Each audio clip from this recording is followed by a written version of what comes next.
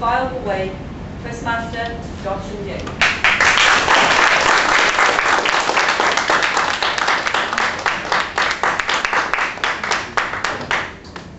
Toastmaster of the evening.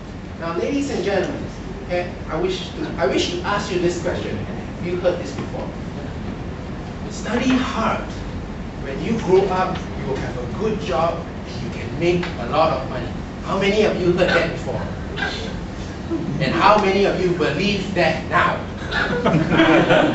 Significantly less. But I, ladies and gentlemen, personally believe in education. Education, to me, is something that has to be done with balance. What sort of balance, you may ask? I remember when I was just so small, I was very eager for my first day of school, but prior to that, my dad has helped me to pack my books that he helped procure for me a few days earlier. I was very eager, woke up early, a bit tired though, but as always, a new day has come. School. My dad helped me to put on my bag, and that's when I start balancing.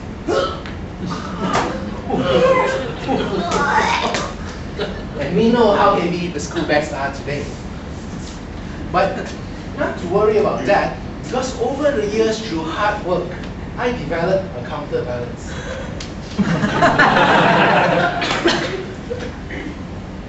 Time has passed, and obviously when we progress on to our studies, we tend to stray from what we wish to, stray from when we are learning. And sometimes we need some positive motivation. Now, these days, children are so pampered. They have television, they have PlayStation, and they have toys. You take away any one of these things, and most probably you can partner with them to do what they most likely do not wish to do. But during my days, my motivation was sleek, long, and those were the times when swordsmen prevailed.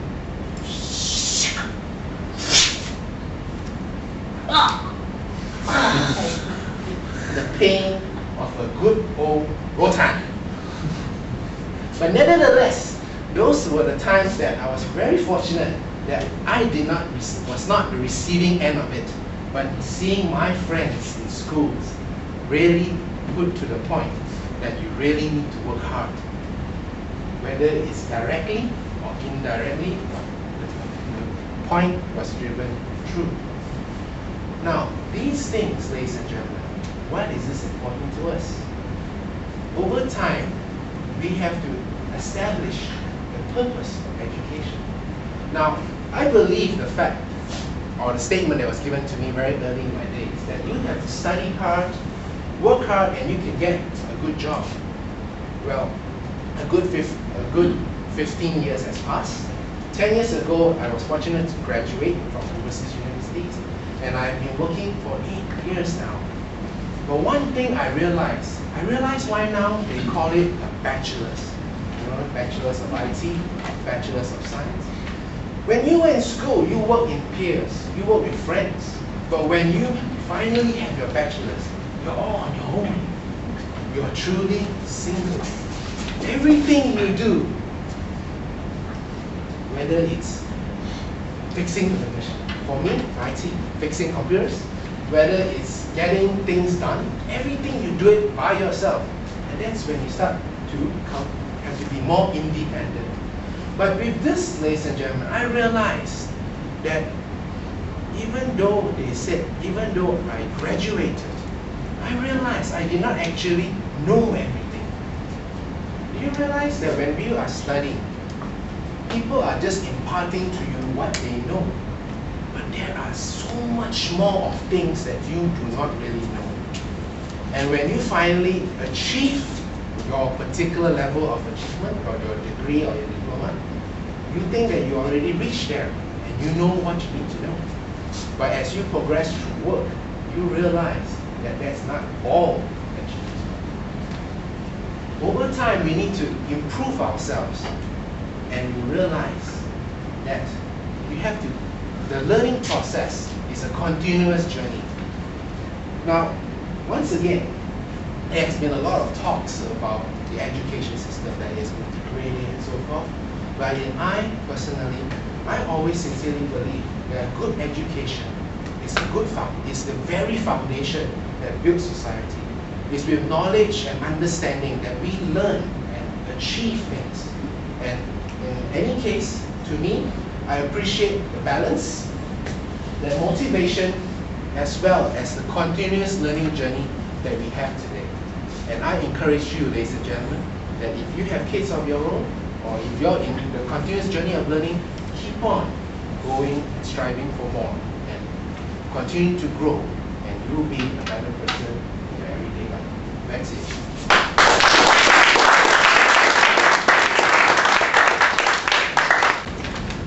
For Johnson Yike, let's now invite Alan Cup, the one Toastmaster Rock.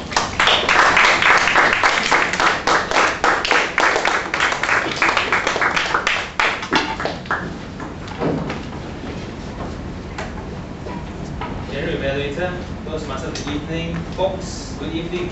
Good evening. I've got with me a very comprehensive list that I'm going to use to check against Advanced Communicator Bronze Johnson Yike, and I believe I've got it upside down. And the checklist is this.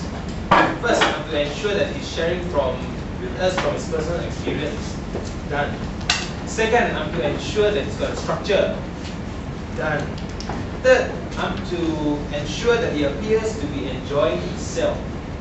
That part got me a bit, it's a tricky thing because I'm trying to read based on the feeling that I'm getting, I'm soaking from the vibes. Yeah, I would say check, done well. And the fourth actually involves everyone, right from Sean all the way to Toastmaster Teo. We need to appear to be entertained. And for this, I'm an alert because here am I just one person.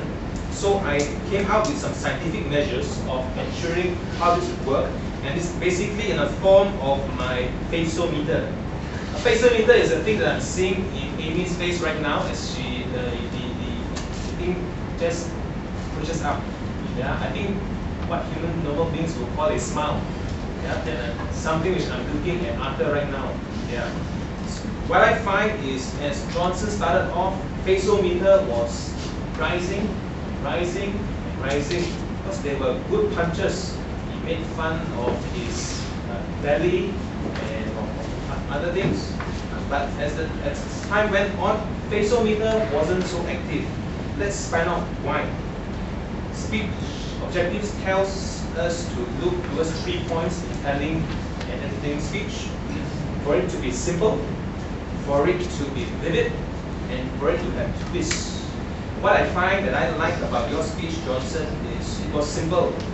I can understand, I think it's simple.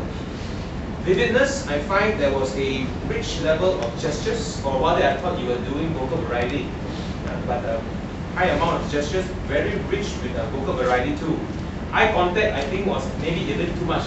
Could have been me, but I felt almost like you're going to date me like that. You're just looking and looking at me. So all those basic elements were there. But the last point was a twist. I knew that you had pockets of twists. Yeah, I like that part of the back and the belly. But at the middle and towards the ending part, I was looking for the twist. Maybe you don't have much funny things to say about yourself. You're so nice, prim and proper. The thing is, when I go in front of a crowd like you, guys like you just laugh at me for no reason. So yeah, probably I'm less than a certain respect. But it pays to make self-deprecating jokes. And I think you do have initiated one or two things there, Johnson. The thing is, yeah, just to make a couple more jokes. You want to know how I can share with you how my friends make fun of me all times. In general, basic competencies are there. Just looking for you to just fine-tune the twist to make this a good to a great speech. Back to you, General Evaluator, when I can.